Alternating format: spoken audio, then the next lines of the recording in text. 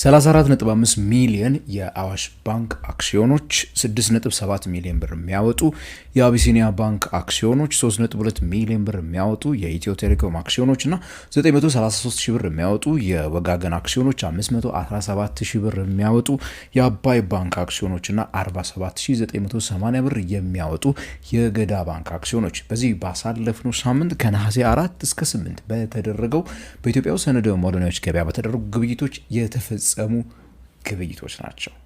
ይህ የመዝጊያ ደውል ነው። በየሳምንቱ ቅዳሜ ልክ በ9 ሰዓት በኢትዮጵያ ሰነደ ሙዓደንያዎች ገበያ ምን ተፈጠረ፣ ግብይት እንዴት ነበረ፣ ዋጋ እንዴት ነበረ፣ የሚሸጡ የሚገዙ ሰዎች ምን ተጠቀሙ የምነግራችሁ ነው የሚሆነው። ለቻናሉ አዲስ ከሆናችሁ ሰብስክራይብ በሉ፣ ከኢትዮጵያ ውጭ ካላችሁ እንደዚሁ ጆይን በሉን እያልኩኝ የዛሬውን ቪዲዮ እኔ በዚሁ እጀምራለሁ።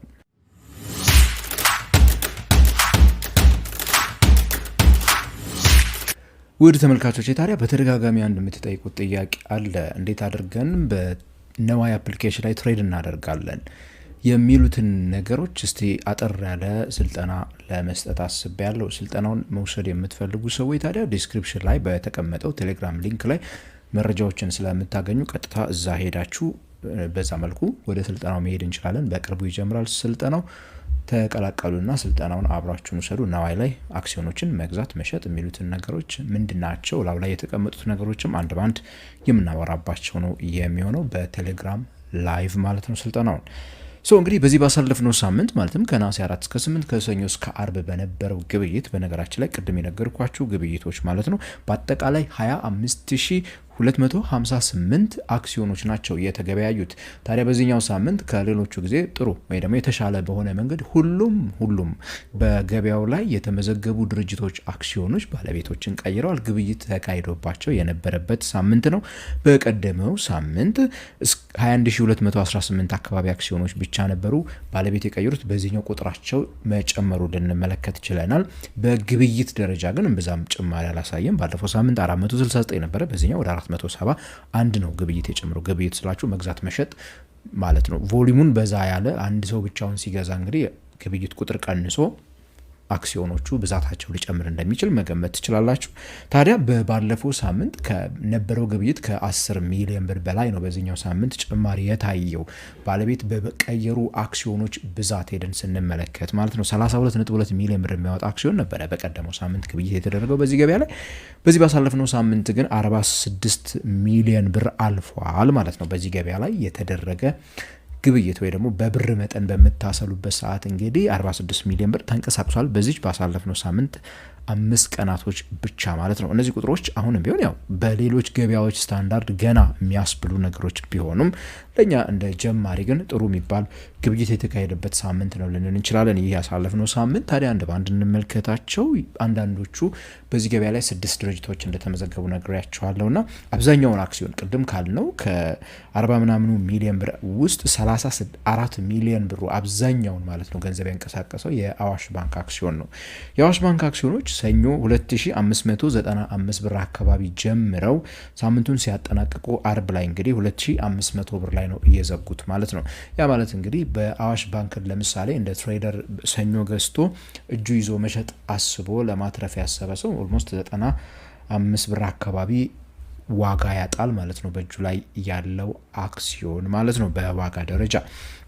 እንዲሁም ደግሞ እንደምትመለከቷቸው እነዚህ ካንድልስቲኩ ላይ የምትመለከቱት እንግዲህ ከሰኞ እስከ ሮብ ባለው ሁኔታ የአዋሽ ባንክ አክሲዮኖች ወደ ታች፣ አሁንም ማክሰኞ ሰኞ ከወረደበት አሁንም ወደ ታች እያለ ወደ ቀደመው ቦታ የመመለስ ባህሪ ሳይኖረው ወደ ታች ብቻ ካለ በኋላ ሐሙስ ላይ ትንሽ ከፍ የማለት ባህሪ አሳይቶ ቢሆንም አርብ ተመልሶ ወርዶ ነው እንግዲህ እየጨረሰው ማለት ነው። ስለዚህ ቢያንስ አንዳንድ ሰዎች ሐሙስ ላይ የሸጡ ሰዎች ሊያመልጡ የሚችሉበት ቻንስ አለ ማለት ነው። ቅድም ዋጋውን ያጣል ያልኳችሁ አዋሽ ባንክ ላይ ገዢና ሻጭ መካከል ያለው ልዩነት እምብዛም በዋጋ አጠራር ከፍ ያለ ላንለው እንችላለን። ግን ያው 95 ብር 89 ብር እያለ ሮብ ላይ 25 ብር ድረስ የወረደበት ሁኔታ ነበረ። ከዛ 100 እና 50 ብርም ነበረ። እነዚህ ነገሮች ብዙ እንዲገበያ ሊያደርጉ የሚችሉ ነገሮች ውስጥ አንዱ ነው። ግን አዋሽ ያ ችግር ብዙም የለበትም። ሌላው ወጋገን ባንክ ነው እንግዲህ ቀዳሚ ከምንላቸው በዚህ ገበያ ላይ ከተመዘገቡት ባንኮች አንዱ የሆነው የባንክም ቢሆን ሰኞን ሲጀምር 1380 ይጀምር እንጂ አርብ ላይ እሱም 1300 ላይ ዝቅ ብሎ ነው ዋጋን እየጨረሰው። እንዲያውም ሐሙስ ላይ 1200 460 ድረስ የወረደበት ሁኔታ ነበረ። እንደምንመለከተው ደግሞ እንግዲህ በየቀኑ ማለት በሚቻልበት ደረጃ ዋጋዎቹ ከነበሩበት ወደ ታች ነው እንጂ ከነበሩበት ከፍ ያሉበት ምንም አይነት ቀን አልነበረም ከሰኞ እስከ አርብ በነበረው ሁኔታ። ያ ማለት እንግዲህ ቀድሞ እነዚህን አክሲዮኖች የገዛ ሰው ዋጋው እጁ ላይ እየወረደ ነው የሚሄደው። በዚህ ባሳለፍነው ሳምንት ውስጥ ገዝቶ መልሶ የሚሸጥ ሰው የሚያተርፍበት ሳምንት አልነበረም ማለት እንችላለን። ገዥና ሻጭ መካከልም ቢሆን እምብዛም ልዩነት አይታይም። በነገራችን ላይ በወጋገን አክሲዮኖች ላይ የ50 ብር፣ የ40 ብር፣ የ90 ብር፣ የ40 ብር አርብ ላይ ነው እንደም ከፍ ብሎ የ100 ብር ልዩነት የምንመለከተው እንጂ ብዙም ያን ያህል የከፋ ልዩነትን አትመለከቱም ማለት ነው። ገበያው እንዲንቀሳቀስ የሚያደርግ አይነት ነው። ሌላው ገዳ ባንክ በዚህ ባሳለፍናቸው ብዙ ሳምንታቶች እንግዲህ ብዙም ግብይት ሳይደረግበት እኔም እዚህ ላይ ብዙም ሪፖርት እንደማላደርገው ታውቃላችሁ። በዚህኛው ሳምንት ትንሽ የግብይት ነበረች። በዚህም እንግዲህ ሰኞን 1498 ላይ ይጀምር እንጂ አርብ ላይ 1300 ላይ ነው የጨረሰው ወደ ታች ማለት ነው። ሰኞ ላይ አረንጓዴ ነገር ይታያል። ከዛ ቀይ አረንጓዴ ብሎ አርብ ላይ በከፍተኛ ሁኔታ ነው ዋጋው አረንጓዴ ላይ ከነበረበት የ1498 ምናምን አካባቢ ከነበረበት ወርዶ እታች 1300 ላይ የጨረሰበትን ሁኔታ ልንመለከት ችለናል ማለት ነው። ቴሌ ላይ በምትሄዱበት ሰዓት የገዳ ላይ እንግዲህ ቢድና አስክ ብዙ ጊዜ አይታዩም። አንዱ ብቻ ዋጋ ስለታየ እሱን ላነሳ ስላልቻልኩኝ ይቅርታ።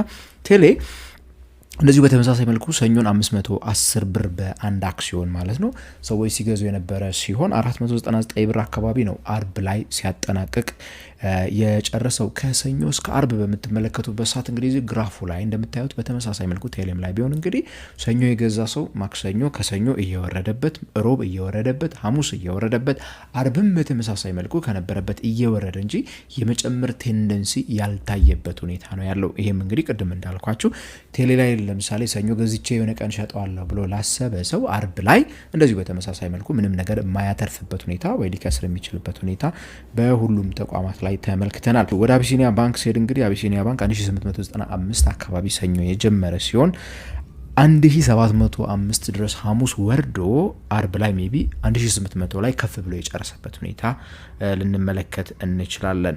ከአንድሉንም ሄዳችሁ በምትመለከቱበት ሰዓት እንግዲህ ከሰኞና ማክሰኞ አካባቢ ቀይ ነበረ እየወረደ ነው የመጣው። ሮብ ላይ መነሳት ባህሪ ቢኖረውም ሐሙስ ነው ያንን የበላው ወደ ቀይ ገባ። ከዛ በኋላ አርብ ግሪን ሆነ ማለት አረንጓዴ ሆነ ከፍ ማለት ጀመረ። ይሁንና ከሰኞ እስከ ሐሙስ የነበረውን ያክል ግን ጌን አላደረገም። ግራፋንም እንደምታዩት ሄዶ የቆመበት ቦታ እነዛኛዎቹ ኦልሞስት መተው ያለቁበት ቦታ ነው እንጂ ያ ማለት እንግዲህ ከሰኞ እስከ ሐሙስ ስቲል የገዛ ሰውዬ አርብ ላይ ምንም እንኳን የዋጋ ጭማሪ ቢኖርም እንኳን ያተረፈበት ሁኔታ የለም የሚለውን ነገር ያሳየናል። አባይ ባንክም ቢሆን እንግዲህ 1501 ላይ ነው የጀመረው ሰኞ ሲጨርስ አርብን 1440 ላይ ነው ማለት ነው። ይሄንንም ስንመለከት እንግዲህ በተለይ ሰኞ ላይ ቀይ እያያችሁ ነው፣ ወደ ታች እየመጣ ነው። ከዛ ወደ ሮብ አካባቢ አረንጓዴ ሆነ፣ ከዛ ሐሙስ ላይ ቀይ ሆነ፣ አርብ ላይ ተመልሶ ደግሞ አረንጓዴ የሆነበት ሁኔታ አለ። አባይ ባንክ ላይ አንዱ ጥሩ ነገር የምትሉት እንግዲህ ጤነኛ የሆነ ቢድና አስክ መካከል ያለው ልዩነት ወይ ደግሞ ገዥና ሻጭ መካከል ያለው ልዩነት መቀራረብ ይታይባቸዋል ማለት ነው። በሁሉም ላይ ግን እንደተመለከታችሁት ከሆነ እንግዲህ ሰኞ የገዙ ሰዎች አርብ እንሽጥ ብለው የሚያስቡ ከሆነ እምብዛም ተጠቃሚ ያልሆኑበትን ሁኔታ ልትመለከቱ ትችላላችሁ። ታዲያ አንድ በጣም ቁልፍ ነገር ሁላችንም ልንረዳው የሚገባውን አንድ ነገር ልንገራችሁ።